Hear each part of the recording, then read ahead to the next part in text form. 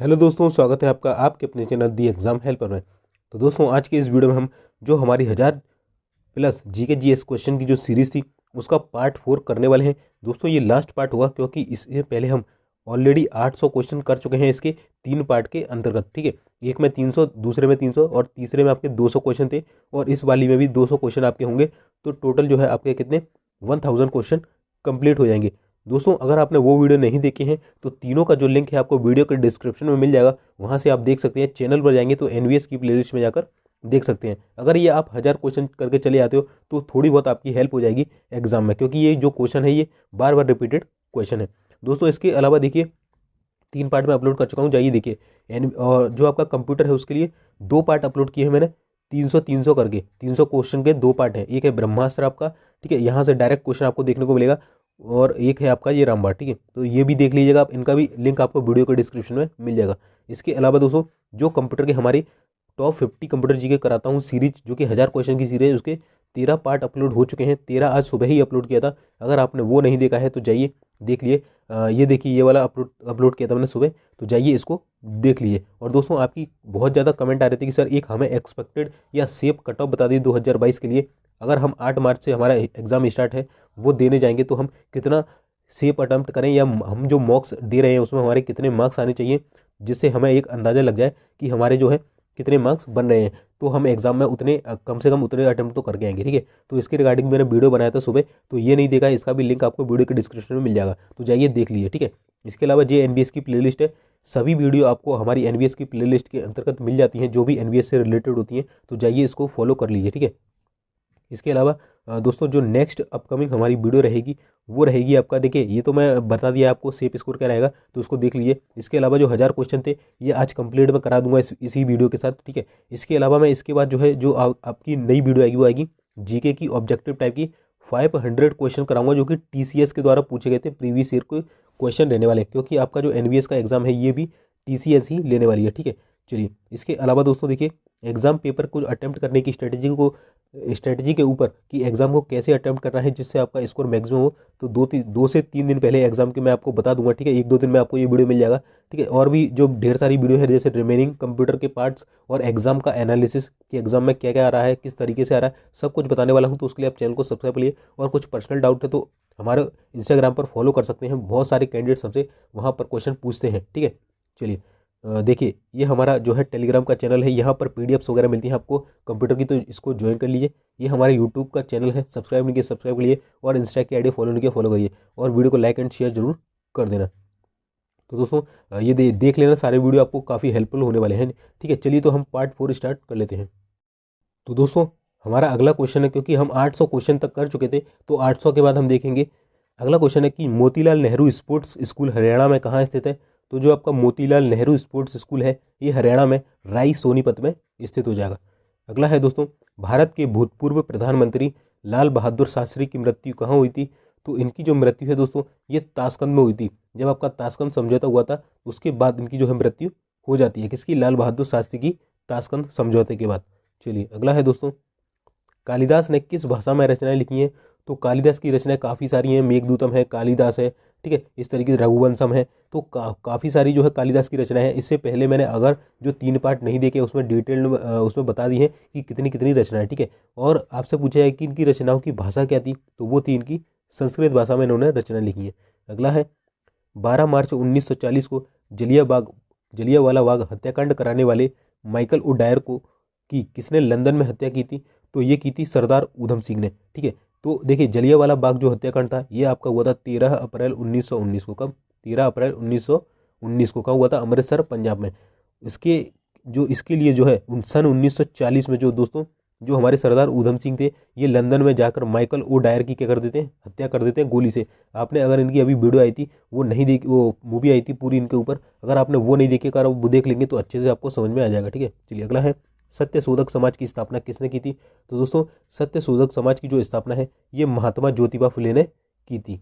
चलिए अगला है दोस्तों, टोडा जनजाति किस राज्य में निवास करती है। तो दोस्तों टोडा जनजाति जो है आपकी ये तमिलनाडु में निवास करती है, ध्यान रखना, टोडा तमिलनाडु। ठीक है, अगला है, हरियाणवी भाषा की पहली फिल्म कौन सी है। तो ये है चंद्रावल। चंद्रावल जो है ये हरियाणवी भाषा की पहली फिल्म है दोस्तों। अगला है, असम का पुराना नाम क्या है। तो दोस्तों जो हमारा असम है, असम राज्य का पुराना नाम जो है ये है आपका कामरूप। ठीक है, क्या हो जाएगा? कामरूप। चलिए अगला है दोस्तों, प्रोजेक्ट टाइगर कब शुरू हुआ था? तो दोस्तों जो प्रोजेक्ट टाइगर की जो शुरुआत है ये भारत में सन 1973 में हुई थी, और इसके जो जनक है वो माने जाते हैं कैलाश सांकल्या। कौन माने जाते हैं? कैलाश सांकल्या। ठीक है, कैलाश सांकल्या को जो है पीटी योजना का जनक माना जाता है। ठीक है, प्रोजेक्ट टाइगर योजना सन 1973 में इसे लाया गया था। दोस्तों आप आई होप आप जो है मॉक टेस्ट लगा रहे होंगे, क्योंकि मॉक टेस्ट ही आज से लगभग 4 से 5 दिन अभी बचे हुए हैं। अगर आप एक दिन में 2-2 मॉक भी लगाते हैं तो आपको उससे एक आइडिया लग जाता है कि आपके अभी कितने मार्क्स आ रहे हैं। सुबह मैंने कट ऑफ बताया था और ये भी बोला था कि आपको ये पता कैसे चलेगा कि हमारे अभी कितने आ रहे हैं और एग्जाम में कितने आएंगे, तो ये पता चलेगा मॉक्स लेकर। अगर आपने अभी तक मॉक्स परचेस नहीं करे या आप परचेस करना चाहते हैं तो चलिए मैं आपको थोड़ा बता देता हूँ। दोस्तों अगर आप मॉक टेस्ट लेना चाहते हैं तो टेक्स्ट बुक से ले सकते हैं। यहाँ पर 480 से ज़्यादा एग्जाम कवर किए जाते हैं, 36,000 से ज़्यादा मॉक टेस्ट दिए जाते हैं, 9,000 से ज़्यादा PYQ क्वेश्चन। इसके अलावा देखिए इसका मंथली पास है, ईयरली पास है और लाइफ टाइम पास है। आप कोई भी परचेस कर सकते हैं। इसमें देखिए NVS की इतनी सारी पोस्ट के लिए जो है आपके टेस्ट अवेलेबल हैं, साथ ही साथ MTS के टेस्ट भी इसमें अवेलेबल हैं। दोस्तों अगर आपको ये परचेस करना है तो आप हमारा कूपन कोड V1NW47 डालेंगे तो आपको जो है डिस्काउंट देखने को मिल जाएगा। दोस्तों देखिए इसके अलावा देखिए NBS के तो मिलेंगे ही मिलेंगे, SSC के पूरे जितने भी SSC को होते हैं, CGL, SSC, CHSL, MTS सभी मिलेंगे, रेलवे के मिलेंगे, स्टेट एग्जाम, बैंक एग्जाम, इतने सारे एग्जाम इसके अंदर मतलब ऑल ओवर इंडिया में जितने चले सभी कवर हो जाएंगे। इसके अलावा देखिए ये हमारा कूपन कोड है, जैसे ही आप इसे डालेंगे तो ये देखिए 399 का था, अगर आप डालेंगे तो ये 349 का आपको देखने को मिल जाएगा। ठीक है, तो जाइए अवेल कर लिए। इसका जो लिंक है आपको वीडियो के डिस्क्रिप्शन में मिल जाएगा, वहाँ से ईजिली आप जा सकते हैं। चलिए दोस्तों अब हम अपने क्वेश्चन को जो है रिस्टार्ट कर लेते हैं। तो दोस्तों मॉक टेस्ट जरूर लेना, क्योंकि वहाँ से ही आपको पता चलेगा कि अभी कितने आ रहे हैं, क्या आपका कौन सा सब्जेक्ट कमजोर है जिसे और इम्प्रूव करने की ज़रूरत है, क्योंकि अभी 4 से 5 दिन है, आप इम्प्रूव कर सकते हैं। ठीक है, चलिए अगला है, प्याज या लहसुन जो होती है इसमें गंध किस तत्व के कारण आती है? तो दोस्तों ये आती है आपकी सल्फर के कारण। ठीक है, यह आपको दे देगा सल्फोनिक एसिड। ठीक है, सल्फोनिक एसिड भी आपको लिख के दे सकता है। ठीक है, मतलब आपको सल्फर मतलब सल्फर शब्द से रिलेटेड कोई सा भी वर्ड दिखे, सल्फोनिक दिखे, सल्फर दिखे, है ना, सल्फ्यूरिक दिखे, तो आपको उसी पे टिक करना है। ठीक है, चलिए अगला है, केंद्र राज्यों के संबंध के अध्ययन हेतु कौन सा आयोग गठित किया गया था? तो दोस्तों काफ़ी ज़्यादा इंपॉर्टेंट है कि जो केंद्र राज्य का संबंध होता है इसके लिए एक आयोग गठन किया गया था, उसका नाम था सरकारीय आयोग। आपसे पूछेगा सरकारीय आयोग का संबंध किससे है? तो केंद्र राज्य संबंध से। ठीक है, चलिए अगला है, नई दिल्ली का वास्तुकार कौन है?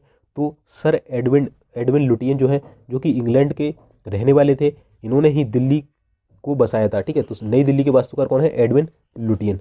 अगला है, मंगल और बृहस्पति ग्रहों के बीच ग्रहों के समान चक्कर लगाने वाले पिंड क्या कहलाते हैं? तो इन्हें बोलते हैं क्षुद्र ग्रह। ठीक है, क्या बोलते हैं? क्षुद्र ग्रह बोलते हैं। ठीक है, क्षुद्र ग्रह, एस्ट्रोरॉइड्स बोलते हैं। ठीक है, मंगल और बृहस्पति ग्रहों के बीच में। अगला है, पृथ्वी पर दिन रात कहाँ बराबर होते हैं? तो दोस्तों पृथ्वी पर जो दिन रात है ये आपके भूमध्य रेखा पर बराबर होते हैं। दोस्तों आपकी ये पृथ्वी है जो 0 डिग्री होती है इसी को हम बोलते हैं भूमध्य रेखा। 23.5 डिग्री ऊपर होता है इसे बोलते हैं कर्क रेखा, और 23.5 डिग्री जो नीचे होता है इसे हम बोलते हैं मकर रेखा। ठीक है, चलिए अगला है, मीनाक्षी मंदिर कहाँ स्थित है? तो दोस्तों काफ़ी इंपॉर्टेंट है और NBS में कला और साहित्य से काफ़ी क्वेश्चन पूछे जाते हैं। तो मीनाक्षी जो मंदिर है आपका ये मदुरै तमिलनाडु में स्थित है। अगला है, संसार में सर्वाधिक दूध उत्पादन किस देश में होता है? तो दोस्तों संसार में सर्वाधिक जो दूध उत्पादन है ये होता है आपके अपने भारत में। ठीक है, चलिए अगला है, पागल कुत्ते के काटने से कौन सा रोग होता है? तो दोस्तों पागल कुत्ते के जो काटने से ये आपका रेबीज या हाइड्रोफोबिया होता है। कौन सा होता है? रेबीज या हाइड्रोफोबिया। चलिए अगला है दोस्तों, और ये किससे होता है? तो रेबीज या हाइड्रोफोबिया ये वायरस से होता है। ठीक है, वायरस, ध्यान रखना, आपसे पूछेगा कि जो रेबीज बीमारी है ये किससे होती है? जीवाणु से होती है, प्रोटोजोआ से होती है, वायरस से होती है। ठीक है, तो आप किससे होती है? वायरस से। अगला है, दक्षिण भारत का सर्वोच्च शिखर कौन सा है? तो दक्षिण भारत का जो आपका सर्वोच्च शिखर है वो है आपका अन्नाईमुड़ी। अन्नाईमुड़ी कहाँ है? ये तमिलनाडु में स्थित है अन्नाईमुड़ी। ठीक है, चलिए अगला है, दोस्तों सरदार सरोवर परियोजना किस नदी पर बनाई गई है? तो दोस्तों सरदार सरोवर जो परियोजना है आपकी ये नर्मदा नदी पर बनाई गई है। नर्मदा नदी पर गुजरात में इसे बनाया गया है। कहाँ पर? गुजरात में। ठीक है, सरदार सरोवर परियोजना। चलिए अगला है, तमिलनाडु और आंध्र प्रदेश के तटों को क्या क्या नाम दिया जाता है? तो दोस्तों देखिए ये कुछ इस प्रकार से हमारा भारत है। ठीक है, और ये यहाँ पर है तमिलनाडु, ये आंध्र प्रदेश है, तो इसके जो तट होते हैं इसको हम बोलते हैं कोरोमंडल तट। वहीं यहाँ पर कुछ केरल स्थित है, केरल को क्या बोलते हैं? केरल को तट बोलते हैं मालाबार तट। क्या बोलते हैं? मालाबार तट। ठीक है, चलिए अगला है, दोस्तों अभी मैंने आपको बताया था कि दक्षिण भारत का सर्वोच्च पर्वत शिखर कौन सा है, तो ये अन्नायपुड़ी है। मैंने आपको गलती से तमिलनाडु बता दिया, ये तमिलनाडु नहीं है दोस्तों, इसका सही आंसर होगा केरल। ठीक है, इसका आंसर है केरल। केरल में जो है अन्नायमुड़ी है सबसे ऊंची चोटी अन्नामलाई में। ठीक है, अन्नामलाई की पहाड़ियों पर। ठीक है, चलिए अगला है दोस्तों, नीली क्रांति का संबंध किस क्षेत्र से है? तो दोस्तों नीली क्रांति का जो आपका संबंध है ये है आपका मछली पालन से। अगर आपसे पूछ ले श्वेत क्रांति का संबंध किससे है, तो ये है दुग्ध उत्पादन से। किससे? दुग्ध। चलिए अगला दोस्तों प्रश्न है हमारा, भारत में सर्वाधिक मूंगफली का उत्पादन किस राज्य में होता है? तो ये होता है आपका गुजरात में। गुजरात में जो है आपका सर्वाधिक मूंगफली का उत्पादन होता है। अगला है, भारत में सबसे कम वर्षा वाला स्थान कौन सा है? तो दोस्तों ये है आपका लेह। लेह कहाँ स्थित है? तो ये आपका स्थित है जम्मू एंड कश्मीर में। चलिए अगला है दोस्तों, दोस्तों अब जो लेह है ये जम्मू कश्मीर में ना होकर ये लद्दाख में हो गया, क्योंकि अभी हमारा 2019 में नया मैप जारी किया गया था, तो जो लेह है ये लद्दाख वाले हिस्से में चला गया। ठीक है, तो इसको करेक्ट कर लीजिएगा। चलिए अगला है दोस्तों, कौन सा ग्रह पृथ्वी की जुड़वा बहन कहलाता है? तो दोस्तों जो शुक्र है ये पृथ्वी की जुड़वा बहन कहलाता है, और इसे सुबह या सांझ का तारा भी कहते हैं। सुबह या सांझ का तारा भी इसे कहा जाता है। चलिए अगला है, भारत में हरित क्रांति के जनक कौन कहलाते हैं? तो दोस्तों भारत में जो हरित क्रांति है इसके जो जनक हैं ये कहलाते हैं डॉक्टर नॉर्मन बोरलॉग। ठीक है, तो भारत में हरित क्रांति के जनक कौन कहलाते हैं? Doctor Norman Borlaug. चलिए अगला है दोस्तों, दलदली भूमि में कौन सी गैस निकलती है? तो दोस्तों दलदली जो भूमि होती है इसमें आपकी मीथेन गैस निकलती है। ठीक है, जो दलदली भूमि होती है उसमें कौन सी गैस? मीथेन गैस निकलती है। चलिए अगला है दोस्तों, और मीथेन का अगर आपसे फॉर्मूला पूछ ले तो वो होता है आपका CH4। अगला है, विटामिन ई का रासायनिक नाम क्या है? तो इससे पहले मैंने आपको बताया था कि विटामिन जो डी होता है इसका होता है कैल्सीफेरॉल। क्या होता है? कैल्सीफेरॉल। वहीं आपका ई का जो होता है वो होता है आपका टोकोफेरॉल। चलिए अगला है दोस्तों, 1984 में भोपाल गैस त्रासदी किस गैस रिसाव से हुई थी? तो ये हुई थी मिथाइल आइसोसाइनेट से। ठीक है, तो 2 से 3 दिसंबर आपसे डेट पूछी जाएगी, ध्यान रखिएगा। 2 से 3 दिसंबर 1984 को भोपाल गैस कांड हुआ था, जिसमें एक गैस रिसी थी उसका नाम था मिथाइल आइसोसाइनेट। ठीक है, अगला है, स्वराज शब्द का सबसे पहले प्रयोग किसने किया था? तो ये किया था आपका महर्षि दयानंद ने। तो जो महर्षि दयानंद थे इन्होंने सबसे पहले जो है स्वराज शब्द का इस्तेमाल किया था। अगला है, विलय की नीति किसने लागू की थी? तो दोस्तों जो विलय की नीति है ये लॉर्ड डलहौजी ने जारी की थी, जिसे आप हड़प नीति भी बोलते हैं। क्या बोलते हैं? हड़प नीति। हड़प नीति या विलय नीति किसने चालू की? लॉर्ड डलहौजी ने। और इसी के शासनकाल में पहली रेल चली थी 1853 में। चलिए अगला है, मुस्लिम लीग की स्थापना कब हुई थी? तो दोस्तों मुस्लिम लीग की जो स्थापना है ये सन 1906 में की गई थी। ठीक है, सन 1906 में। अगला है,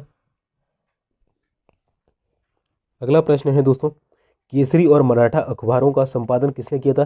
तो इससे पहले मैंने आपको वीडियो में बताया था कि जो केसरी और मराठा जो अखबार हैं ये बाल गंगाधर तिलक के द्वारा निकाले गए थे। ठीक है, चलिए, और इनकी एक पुस्तक है जिसको इन्होंने जेल में रहकर लिखा था, उसका नाम है गीता रहस्य।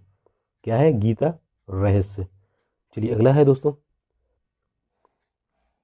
अगला है दोस्तों, भारत का प्रथम वायसराय कौन था? तो दोस्तों भारत का जो प्रथम वायसराय है ये था लॉर्ड कैनिंग। लॉर्ड कैनिंग जो है ये भारत का प्रथम वायसराय था। चलिए अगला है, टोडरमल का संबंध किस क्षेत्र से था? तो टोडरमल का जो संबंध है दोस्तों ये भू राजस्व व्यवस्था से था। जो टोडरमल था ये भू राजस्व व्यवस्था को देखता था। ठीक है, अगला है दोस्तों, महाराजा रणजीत सिंह की राजधानी कौन सी थी? तो ये महाराजा जो रणजीत सिंह थे इनकी जो राजधानी थी वो थी लाहौर। चलिए अगला है, पोलियो का टीका किसने खोजा था? तो दोस्तों आपका जो पोलियो का टीका है ये खोजा था जोनास साल्क ने। चलिए अगला है, अगला है दोस्तों, कर्नाटक के श्रवणबेलगोला में किस जैन संत की विशाल प्रतिमा है? तो कर्नाटक के श्रवणबेलगोला में जो है गोमतेश्वर जो जैन संत थे इनकी विशाल प्रतिमा है। किसकी? गोमतेश्वर की मूर्ति अगर आपसे पूछे तो वो है कर्नाटक के श्रवणबेलगोला में। चलिए अगला है, पंचायत सदस्य बनने के लिए न्यूनतम जो आयु है कितनी होनी चाहिए? तो अगर आपको पंचायत का सदस्य बनना है तो आपकी उम्र न्यूनतम 21 वर्ष होनी चाहिए। चलिए अगला है, संसार में सर्वाधिक पानी की मात्रा किस नदी में है? तो वो है आपकी अमेजोन। दोस्तों यहाँ 2 क्वेश्चन बनते हैं। अगर आपसे सबसे लंबी नदी पूछी जाए तो वो होगी आपकी नील। कौन सी होगी? नील। अगर आपसे पूछे सबसे ज़्यादा पानी वाली, यानी कि सबसे ज़्यादा पानी भरा हो उसके अंदर, ठीक है, इसमें मान के चलिए ये लंबी है, ये पर इतनी सक्रिय है, इसमें लंबी तो है पर सक्रिय है, पानी कम है। अब ये देखिए जो अमेजोन है ना, ये अमेजोन वाली, तो ये कितनी है, ये चौड़ी है आपकी, देखिए कितनी चौड़ी, तो पानी इसमें ज़्यादा आएगा। बट ठीक है, सबसे लंबी होगी नील। सबसे अगर पानी की मात्रा सर्वाधिक या चौड़ी नदी पूछी जाए तो वो होगी आपकी अमेजोन। चलिए अगला है दोस्तों, जून सितंबर के दौरान तैयार होने वाली फसलें क्या कहलाती हैं? तो दोस्तों ये कहलाती हैं आपकी खरीफ की फसलें। तो जून सितंबर के दौरान तैयार होने वाली जो फसलें आपकी, ये खरीफ की फसलें कहलाती हैं। अगला है, चंडीगढ़ में रॉक गार्डन किसने बनवाया था? तो दोस्तों चंडीगढ़ में जो रॉक गार्डन है ये बनवाया था नेकचंद ने। ठीक है, काफ़ी इंपॉर्टेंट है दोस्तों। चलिए अगला है दोस्तों, काफ़ी इंपॉर्टेंट है कि जो विश्व बैंक है, वर्ल्ड बैंक जो है, इसका मुख्यालय कहाँ है? तो दोस्तों अगर वर्ल्ड बैंक की बात करें तो इसकी जो स्थापना ये होती है सन 1944 में, और इसका जो मुख्यालय ये वॉशिंगटन डीसी में हो जाएगा। वहीं अगर बात करें इसके प्रमुख कौन है, तो वो है आपके डेविड मलपास। कौन है? डेविड मलपास है, जो कि 13वें नंबर के हैं। कौन से? 13th नंबर के हैं। चलिए अगला है, संसार में मीठे पानी की सबसे बड़ी झील कौन सी है? दोस्तों संसार में जो सबसे बड़ी मीठे पानी की झील है यह है सुपीरियर झील, जो कि स्थित है यूएसए में। कहाँ स्थित है? यूएसए में। अगला है, योगेश्वर दत्त और सुशील कुमार का संबंध किस खेल से है? तो दोस्तों योगेश्वर दत्त और सुशील कुमार का जो संबंध है ये है कुश्ती से। ठीक है, कुश्ती करते हैं ये। चलिए अगला है, प्रथम स्वाधीनता संग्राम के समय, प्रथम जो स्वाधीनता संग्राम था इसके समय भारत का गवर्नर जनरल कौन था? तो वो थे लॉर्ड कैनिंग। और ये कब हुआ था? तो 1857 को ही हम बोलते हैं प्रथम स्वाधीनता संग्राम, 1857 की क्रांति को। चलिए अगला है दोस्तों हमारा,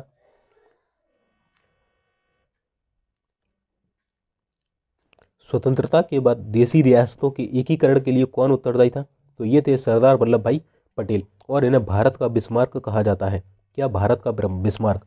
अगर दोस्तों पूछे आपको इनको बिस्मार्क क्यों बोलते हैं, तो बिस्मार्क जो था दोस्तों ये जर्मनी का एक शासक था, जिसने जर्मनी के एकीकरण में, जर्मनी को एक करने में काफ़ी भूमिका निभाई थी। इसलिए जो जर्मनी का बिस्मार्क था उससे इनकी तुलना की जाती है सरदार वल्लभ भाई पटेल की। इसलिए इन्हें भारत का बिस्मार्क कहते हैं, क्योंकि इन्होंने जो भारत है उसके एकीकरण में जो है मुख्य भूमिका निभाई थी। ठीक है, तो स्वतंत्रता के बाद देशी रियासतों को एकीकरण के लिए कौन था उत्तरदायी? सरदार वल्लभ भाई पटेल। चलिए अगला है, फ्रंटियर गांधी किसे कहा जाता है? तो दोस्तों फ्रंटियर गांधी जो है आपका ये खान अब्दुल गफ्फार खान को कहा जाता है। चलिए अगला है, कूका आंदोलन किसने चलाया था? तो ये चलाया था गुरु राम सिंह ने। जो कूका आंदोलन ये कहाँ हुआ था? तो ये हुआ था आपका पंजाब में। और ये किसने चलाया था? तो ये चलाया था गुरु राम सिंह ने। चलिए अगला है दोस्तों, 1815 में ईस्वी में 1815 ईस्वी में कलकत्ता में किसने आत्मीय सभा की स्थापना की थी? तो दोस्तों सन 1815 में जो है आत्मीय सभा की स्थापना की जाती है किसके द्वारा? राजा राम मोहन राय के द्वारा। कहाँ पर? कोलकाता में। ठीक है, कोलकाता में। चलिए अगला है, शिवाजी के मंत्रिमंडल का नाम क्या था? तो शिवाजी के जो मंत्रिमंडल का नाम था ये था अष्टप्रधान। ठीक है, अब आपसे एक और पूछा जाता है कि जो शिवाजी का जो है जन्म कहाँ हुआ था, आपसे ये पूछा जाता है दोस्तों। तो इनका जो जन्म है ये शिवनेरी के किले में हुआ था। कब?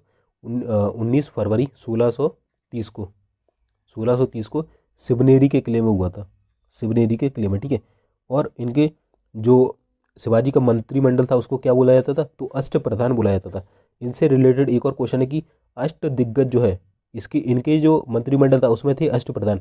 तो आपसे पूछा जाएगा कि बताइए अष्ट दिग्गज जो है, अष्ट दिग्गज ये किसके दरबार में बैठते थे? तो ये बैठते थे कृष्णदेव राय के दरबार में। किसके?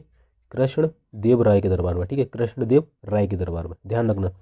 चलिए अगला है, गुरु तेग बहादुर की हत्या किसने करवा दी थी? तो गुरु तेग बहादुर की जो हत्या है ये औरंगजेब ने करवा दी थी। ठीक है, अगला है, नेक्स्ट प्रश्न है दोस्तों, शाहजहां ने अपनी बेगम मुमताज महल की याद में कौन सा स्मारक बनवाया था? तो शाहजहां ने दोस्तों बेगम मुमताज महल की याद में ताजमहल बनवाया था। अगला है, किस मुगल बादशाह के शासनकाल में चित्रकला अपनी चरम सीमा पर पहुंच गई थी? तो दोस्तों किस मुगल बादशाह के शासनकाल में जो चित्रकला है, ध्यान रखना चित्रकला, तो ये जहांगीर के समय में चरम सीमा पर थी। अगर आपसे बोलिए वास्तुकला किसके काल में थी? तो वास्तुकला जो थी ये शाहजहां के काल में थी। किसके? शाहजहां। इन्होंने ही जो दिल्ली का लाल किला है वो बनाया था। ठीक है, दिल्ली का लाल किला। चलिए अगला है दोस्तों, सिख धर्म के किस गुरु की जहांगीर ने हत्या करवा दी थी? तो जो सिख धर्म के गुरु थे गुरु अर्जुन देव, इनकी जो हत्या है ये जहांगीर के द्वारा करवा दी गई थी। चलिए अगला है दोस्तों, हुमायूं नामा पुस्तक किसकी रचना है? तो काफ़ी इंपॉर्टेंट है दोस्तों, कई बार पूछी गई है। तो हुमायूं नामा जो पुस्तक है ये गुलबदन बेगम की रचना है। चलिए अगला है दोस्तों, किसने अपनी विजयों के उपलक्ष्य में चित्तौड़गढ़ में विजय स्तंभ का निर्माण करवाया था? तो राणा कुंभा जो थे इन्होंने अपनी विजयों के उपलक्ष्य में चित्तौड़गढ़ में विजय स्तंभ का निर्माण करवाया था। अगला है, किसने जो है नालंदा विश्वविद्यालय की स्थापना किसने की थी? तो दोस्तों नालंदा विश्वविद्यालय की जो स्थापना है ये कुमारगुप्त ने की थी। किसने की थी? कुमारगुप्त। तो जो कुमारगुप्त थे इन्होंने ही नालंदा विश्वविद्यालय की स्थापना की थी। अगला है दोस्तों, जगन्नाथ मंदिर किस राज्य में है? तो दोस्तों जगन्नाथ मंदिर जो है ये आपकी पूरी उड़ीसा में स्थित है। ठीक है, पूरी उड़ीसा में। चलिए अगला है दोस्तों, तराइन का प्रथम युद्ध किसके बीच हुआ और कब हुआ था? तो काफ़ी इंपॉर्टेंट क्वेश्चन है दोस्तों। तराइन का प्रथम और द्वितीय युद्ध काफ़ी पूछे जाते हैं। तो अगर प्रथम युद्ध की बात करें तो ये 1191 में होता है। दोनों युद्ध जो है आपके ये पृथ्वीराज चौहान और जो मोहम्मद गौरी था उसके बीच होते हैं। किसके बीच? मोहम्मद जो गौरी था उसके बीच होते हैं। ठीक है, मोहम्मद गौरी पृथ्वीराज। पहला हुआ था आपका 1191 में, दूसरा होता है 1192 में। पहले में पृथ्वीराज चौहान जीतता है, दूसरे में आपका जो है मोहम्मद गौरी जीत जाता है। ठीक है, तो देखिए प्रथम युद्ध कब हुआ था तराइन का? तो पृथ्वीराज चौहान व मोहम्मद गौरी के बीच सन 1191 में। चलिए अगला है, शून्य की खोज किसने की थी? तो सबको मालूम है जो आर्यभट्ट थे इन्होंने शून्य की खोज की थी। सिकंदर किसका शासक था? तो सिकंदर जो है ये अरस्तु का शिष्य था। ठीक है, सिकंदर जो है ये अरस्तु का शिष्य था। अगला है, सिकंदर का सेनापति कौन था? तो सिकंदर का जो सेनापति था वो था सेल्यूकस निकेटर। कौन था? Seleucus Nicator. अगला है, गुप्त वंश का संस्थापक कौन था? तो जो श्रीगुप्त है ये आपका गुप्त वंश का संस्थापक था। चलिए अगला है, कुंभ के मेले का शुभारंभ किसने किया था? तो दोस्तों जैसे कुंभ का मेला है जो हमारा उज्जैन में लगता है, इलाहाबाद में लगता है, ठीक है, तो हरिद्वार में लगता है, इस तरीके से। तो इसका जो शुभारंभ है ये किसने किया था? तो इसका जो शुभारंभ है ये हर्षवर्धन ने किया था। किसने? हर्षवर्धन ने।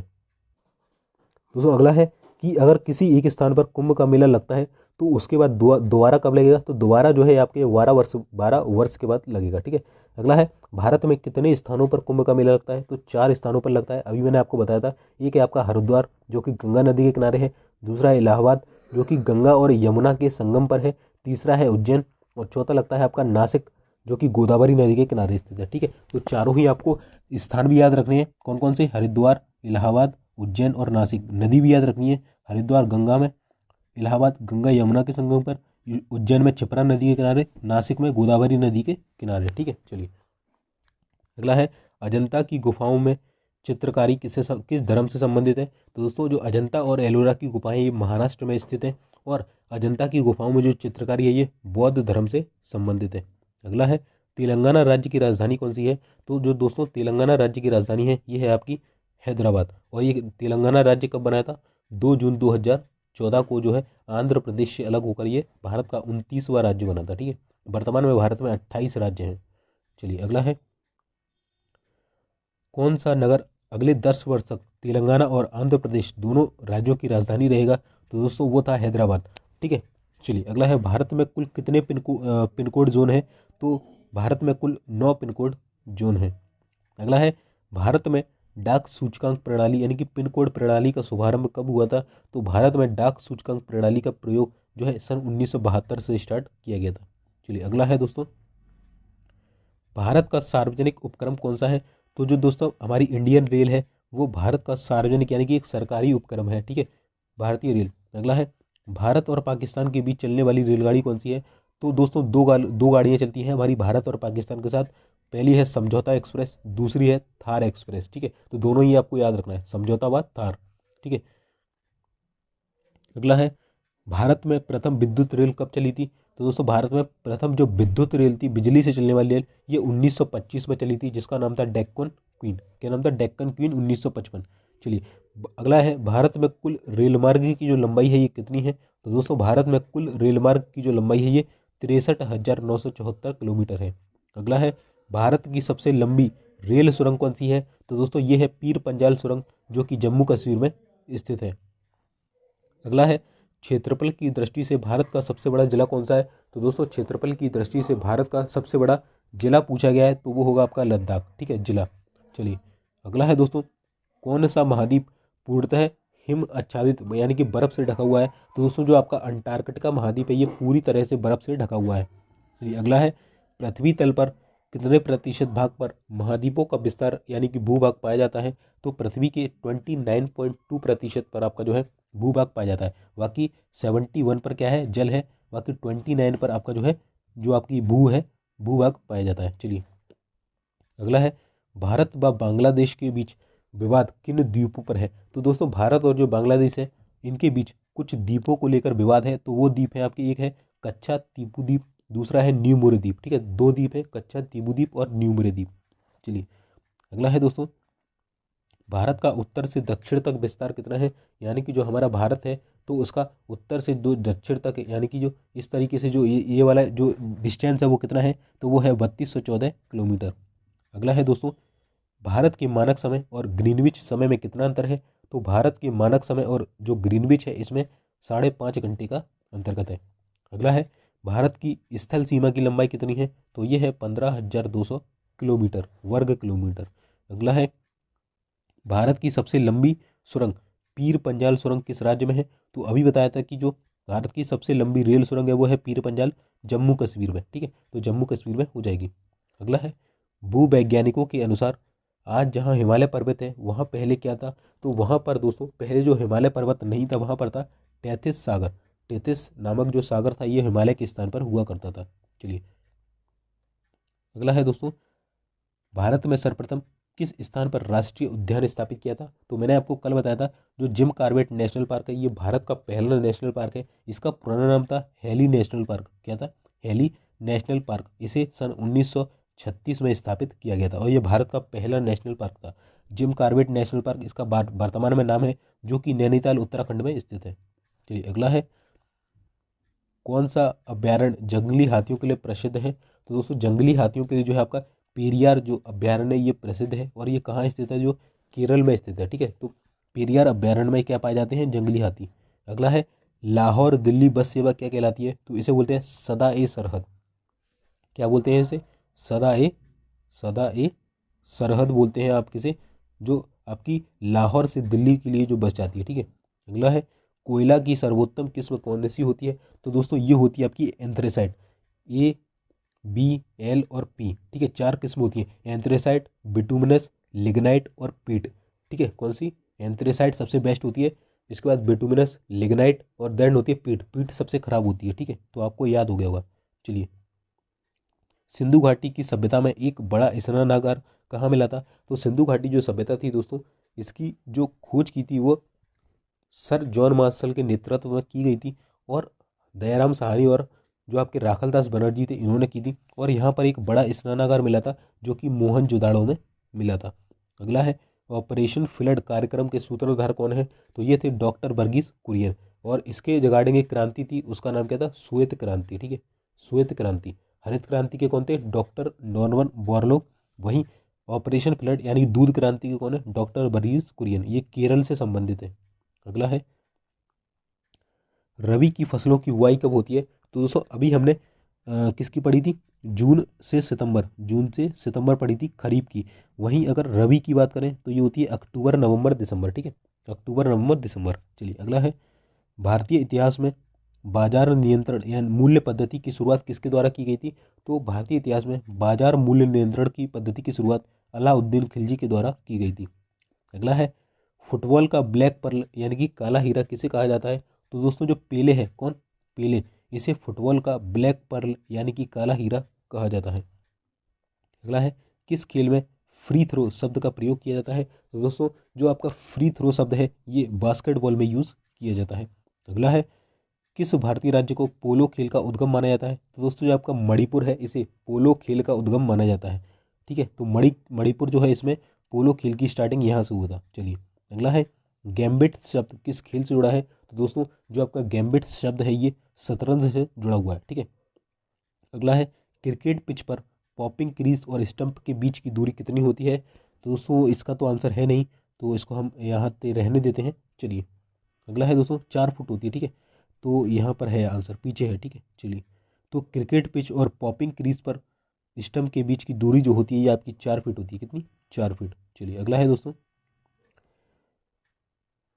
सिली पॉइंट किस खेल से संबंधित है। जो सिली पॉइंट है ये आपका क्रिकेट से संबंधित है। ठीक है, सिली पॉइंट किस खेल से है, तो क्रिकेट से।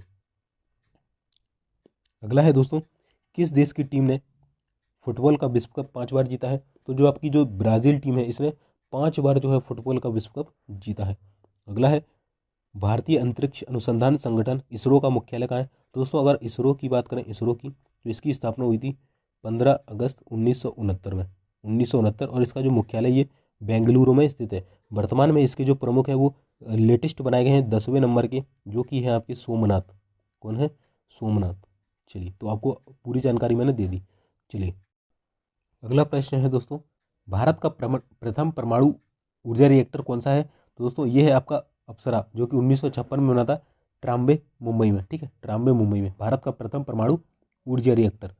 चलिए, अगला है दोस्तों, विक्रम साराभाई अंतरिक्ष केंद्र कहाँ पर स्थित है। तो दोस्तों विक्रम साराभाई जो अंतरिक्ष केंद्र है आपका, ये त्रिवेंद्रम में स्थित है। त्रिवेंद्रम कहाँ? केरल में। केरल में स्थित है आपका विक्रम साराभाई अंतरिक्ष केंद्र।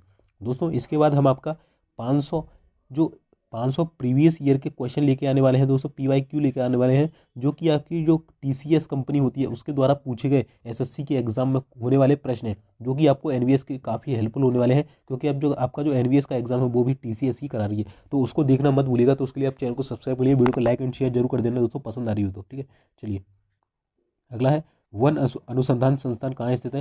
तो दोस्तों जो आपका वन अनुसंधान संस्थान है ये आपका स्थित है देहरादून में। चलिए, अगला है अंटार्कटिका में प्रथम भारतीय स्थायी प्रयोगशाला को क्या नाम दिया गया। तो इसका नाम था दक्षिण गंगोत्री। जो अंटार्कटिका में स्थापित होने वाली प्रथम भारतीय प्रयोगशाला थी, दक्षिण गंगोत्री। अगला है एलिजा परीक्षण किस रोग की पहचान के लिए किया जाता है। तो दोस्तों जो आपका एलिजा टेस्ट है, एलिजा टेस्ट, ये आपका जो है एड्स रोग की पहचान के लिए किया जाता है। इसका फुल फॉर्म होता है दोस्तों एंजाइम लिंक्ड इम्यून सॉल्वेंट एसे। ठीक है, एंजाइम लिंक्ड इम्यून सॉल्वेंट एसे जो है आपका इसका फुल फॉर्म हो जाएगा। अगला है दोस्तों, हवाई जहाज के ब्लैक बॉक्स का रंग कैसा होता है। तो दोस्तों जो आपका हवाई जहाज के ब्लैक बॉक्स का रंग होता है ये नारंगी होता है। और दोस्तों इस क्वेश्चन के पूछे जाने के चांस है, क्योंकि अभी जो है आपके जो चीफ थे ना, chief of defence staff CDS, जो बिपिन रावत जी थे, उनकी हत्या हुई थी, मतलब उनका जो प्लेन क्रैश हो गया था गलती से। ठीक है, तो उसकी जो जानकारी है वो हमें ब्लैक बॉक्स से मिली थी, तो इस कारण ही चर्चा में आया था। तो आपसे पूछ सकता है कि ब्लैक बॉक्स का रंग कैसा होगा, तो नारंगी होगा। ठीक है, चलिए, अगला है खुरपका व मुंह पका रोग किन में पाया जाता है। तो दोस्तों जो गाय और भैंस होती है इनमें खुरपका और मुंह पका रोग होते हैं। चलिए, अगला है सूचना की उस सबसे छोटी इकाई को क्या कहते हैं जिसे कंप्यूटर समझ सकता है। तो दोस्तों ये तो आपको मालूम ही होगा, वो होती है आपकी बिट।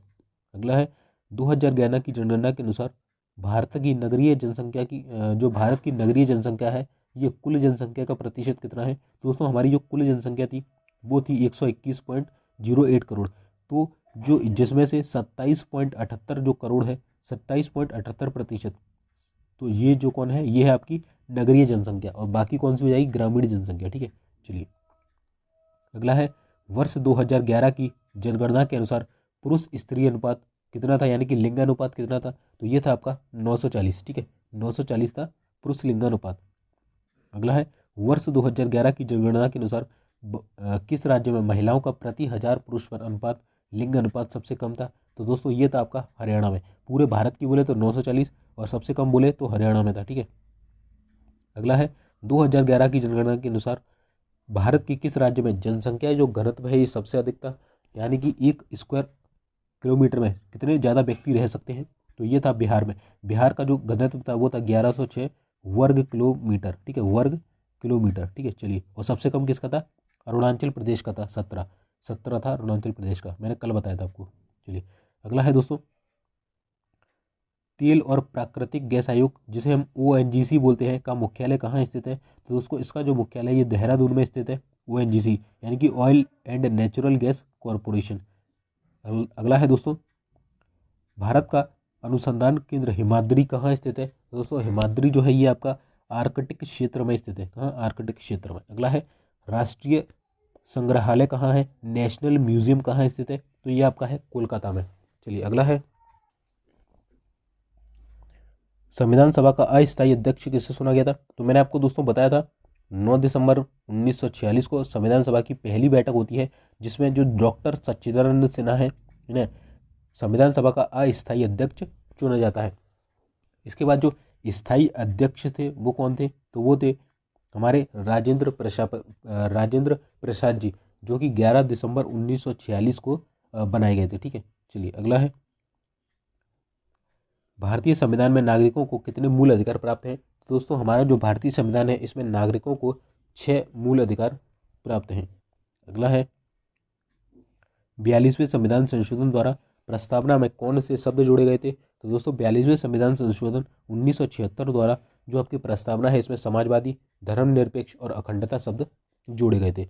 अगला है भारत में सबसे अधिक वर्षा किस मानसून से होती है? तो दोस्तों भारत में जो सबसे अधिक वर्षा है ये दक्षिण पश्चिमी मानसून से होती है। अगला है भारत में औसत वर्षा कितनी होती है? तो 118 सेंटीमीटर जो है भारत में औसत वर्षा होती है। अगला है दक्षिण पश्चिमी मानसून किस राज्य में सबसे पहले प्रवेश करता है? तो दोस्तों भारत में सबसे ज़्यादा वर्षा होती है वो दक्षिण पश्चिमी मानसून से होती है और ये मानसून जो है ये केरल के रास्ते भारत में प्रवेश करता है। अगला है दूरदर्शन पहले आपने देखा हुआ, दूरदर्शन से रंगीन प्रसारण कब आरंभ हुआ था?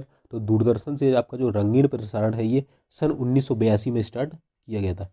चलिए अगला देख लेते हैं हम दोस्तों। अगला है हमारा विश्व वन्यजीव कोष द्वारा प्रतीक के रूप में किस पशु को लिया गया है? तो दोस्तों विश्व वन्य कोष जीव के द्वारा जो है आपका पांडा जो है इसे प्रतीक के रूप में लिया गया है। अगला है दोस्तों विश्व के सबसे बड़े कंप्यूटर का नाम क्या है? तो उसका नाम है कंप्यूटर नेटवर्क का क्या नाम है? तो दोस्तों आपको मालूम है जो इंटरनेट है ये नेटवर्कों का नेटवर्क है, सबसे बड़ा नेटवर्क है। अगला है ईमेल के जन्मदाता कौन है? तो रे टॉमिल्सन, या अभी जो हमारे भारतीय हैं इनका भी नाम आ रहा है कि इन्होंने ईमेल की खोज की थी, दैट इज शिवा अय्यादुरई। ठीक है, तो दोनों में से कोई भी आ सकता है, अगर दोनों आए तो आपको ये टिक करना है। ठीक है, चलिए अगला है वर्ल्ड वाइड वेब के आविष्कारक कौन है? तो दोस्तों टिम वर्नर्स ली जो है ये आविष्कारक है। अगला है HTTP का पूर्ण रूप hyper text transfer protocol. Deepika Kumari का संबंध किस खेल से है? तो दीपिका कुमारी का जो संबंध है दोस्तों ये तीरंदाजी यानी कि आर्चरी से संबंधित है। अगला है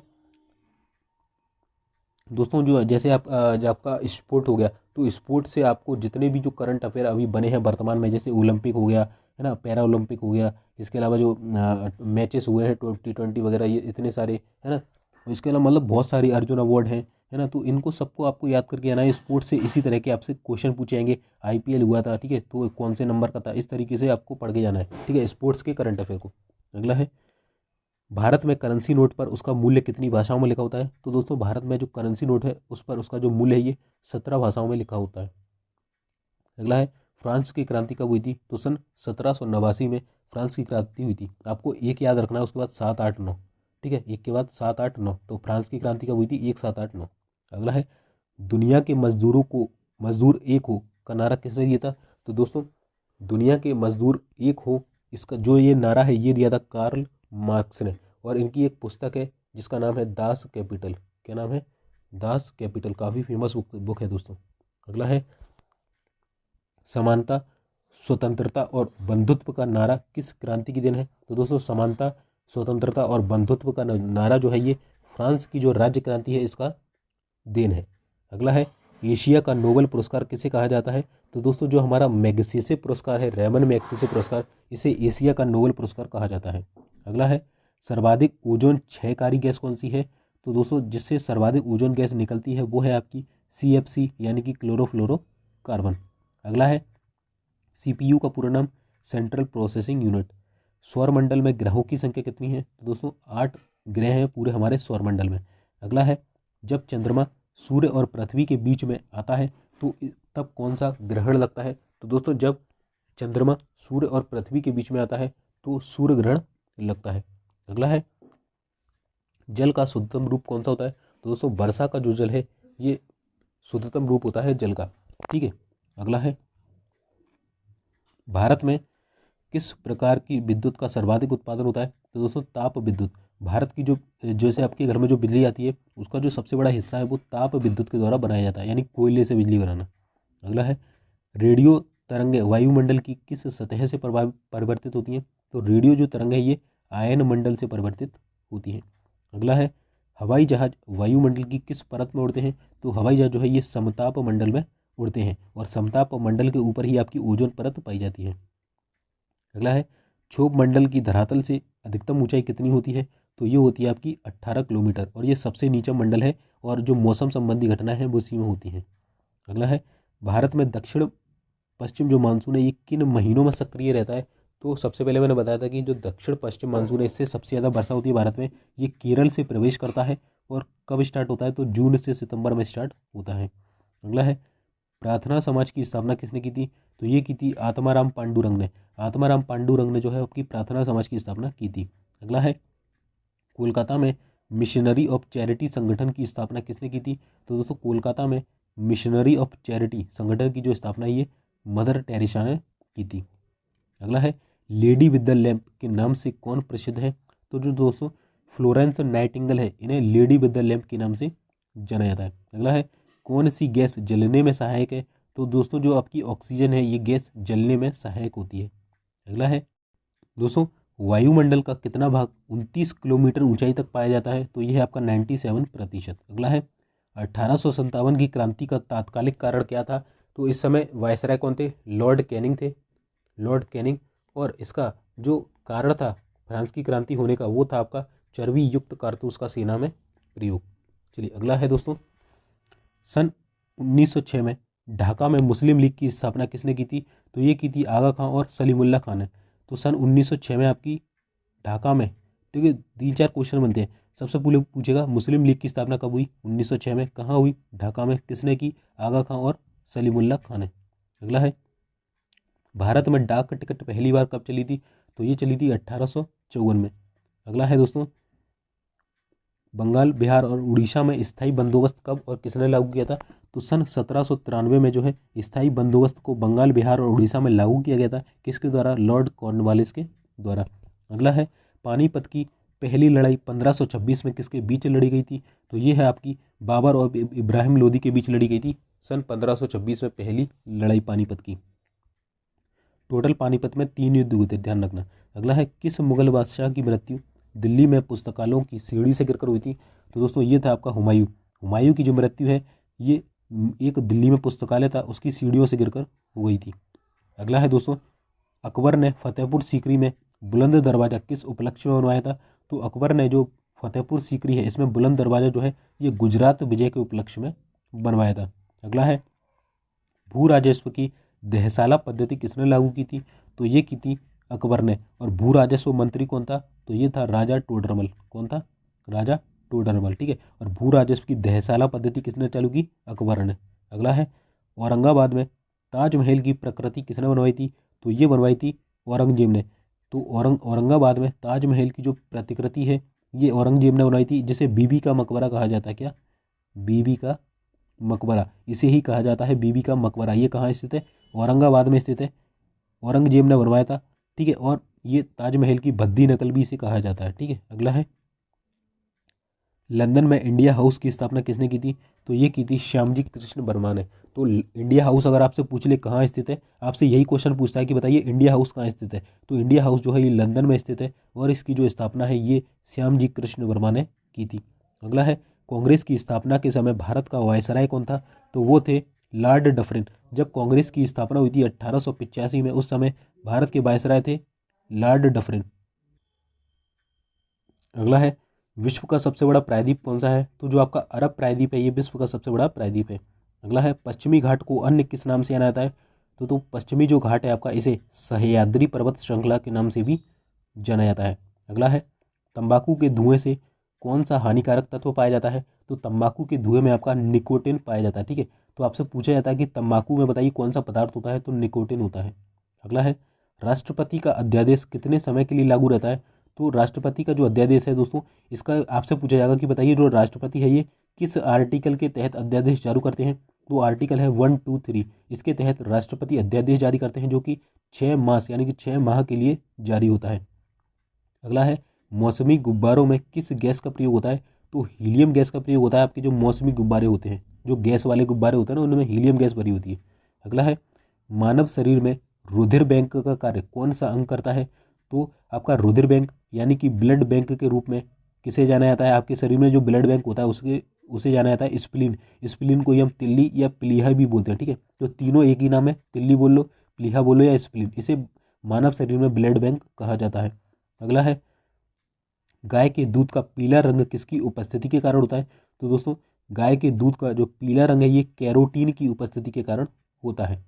अगला है विश्व एड्स दिवस कब मनाया जाता है, तो दोस्तों विश्व एड्स दिवस जो है ये 1 दिसंबर को मनाया जाता है। अगला है भारत के राष्ट्रीय ध्वज का डिजाइन किसने तैयार किया था? तो ये किया था मैडम भीकाजी कामा ने। तो मैडम भीकाजी जो कामा है, इन्होंने भारत के राष्ट्रीय ध्वज का डिजाइन तैयार किया था। अगला है, सन 1815 में आत्मीय सभा का गठन किसने किया था? तो ये किया था राजा राम मोहन राय ने। तो राजा राम मोहन राय ने सन 1815 में आत्मीय सभा का गठन किया था। चलिए अगला है, चाबी भरी घड़ी में कौन सी ऊर्जा होती है? दोस्तों हमने जो गाड़ी आती है, चाबी भरी घड़ी होती है, तो उसमें हमने क्या दी? चाबी भरी, उसको एक दिशा दी, तो इसमें एक स्थितिज ऊर्जा होती है, यानी कि विशेष स्थिति देना, यानी कि स्थितिज ऊर्जा। ठीक है। अगला है, प्रतिरोध का मात्रक कौन सा होता है? तो प्रतिरोध का जो मात्रक है वो होता है आपका ओम। इसको इस तरीके से दर्शाते हैं ओम को। चलिए अगला है, फ्यूज की तार किस पदार्थ की बनी होती है? तो दोस्तों जो फ्यूज होता है, इसकी जो तार है ये टिन और शीशे की मिश्र धातु की बनी होती है। ठीक है। जो आपके फ्यूज होते हैं ना, उसकी जो तार है ये टिन और शीशे की मिश्र धातु की बनी होती है। अगला है, इलेक्ट्रॉन की खोज किसने की थी? तो दोस्तों आपकी जो इलेक्ट्रॉन की खोज है ये सर जे थॉमसन के द्वारा की गई थी। अगला है, गुरुत्वाकर्षण के नियम किसने बनाए थे? तो ये आपके न्यूटन ने बनाए थे गुरुत्वाकर्षण के नियम। अगला है, परमाणु बम का आविष्कार किसने किया था? तो परमाणु बम का आविष्कार अभी मैंने बताया था आपको, ऑटो हॉर्न ने किया था। किसने? Auto horn. और परमाणु बम किस ऑटो हान इन्हें परमाणु बम का आविष्कार किया। और ये किस पद्धति पर कार्य करते हैं? तो नाभिकीय विखंडन पर। किस पर? नाभिकीय विखंडन पर। आपसे क्वेश्चन पूछा जा सकता है, क्योंकि अभी लेटेस्ट अपडेट में है, क्योंकि रूस का और यूक्रेन का युद्ध चल रहा है, तो वहाँ पर परमाणु बम की धमकी दी जा रही है। तो आपसे पूछेगा ये किस पद्धति पर कार्य करता है, किसने बनाया? तो ऑटो हॉर्न ने बनाया, नाभिकीय विखंडन पर कार्य करता है। अगला है, इलेक्ट्रिक हीटर की कुंडली किस धातु की बनी होती है? काफ़ी इंपॉर्टेंट है। जो आपके घर में हीटर होता है, तो आपने कभी चलाया हुआ, तो उसका जो तार होता है वो नाइक्रोम का बना होता है। चलिए अगला है दोस्तों, हेमेटाइट और मैग्नेटाइट किसके अयस्क हैं? तो दोस्तों जो हेमेटाइट और जो मैग्नेटाइट है ये लोहे के अयस्क हैं। अगला है, कार की बैटरी में किस अम्ल का प्रयोग होता है? तो दोस्तों जो आपकी कार की बैटरी होती है, इसमें सल्फ्यूरिक अम्ल प्रयोग होता है, यानी कि H2SO4 प्रयोग होता है। चलिए अगला है, मात्रकों की अंतर्राष्ट्रीय पद्धति किस वर्ष लागू हुई थी? तो ये सन 1971 में लागू हुई थी। अगला है, सर्वेंट ऑफ इंडिया सोसाइटी की स्थापना किसने की थी? तो सर्वेंट्स ऑफ इंडिया सोसाइटी की स्थापना ये की थी गोपाल कृष्ण गोखले ने। ठीक है। अगला है, काफ़ी इंपॉर्टेंट है दोस्तों, सर्वेंट सोसाइटी ऑफ इंडिया वाला। खिलाफत आंदोलन का नेतृत्व किसने किया था?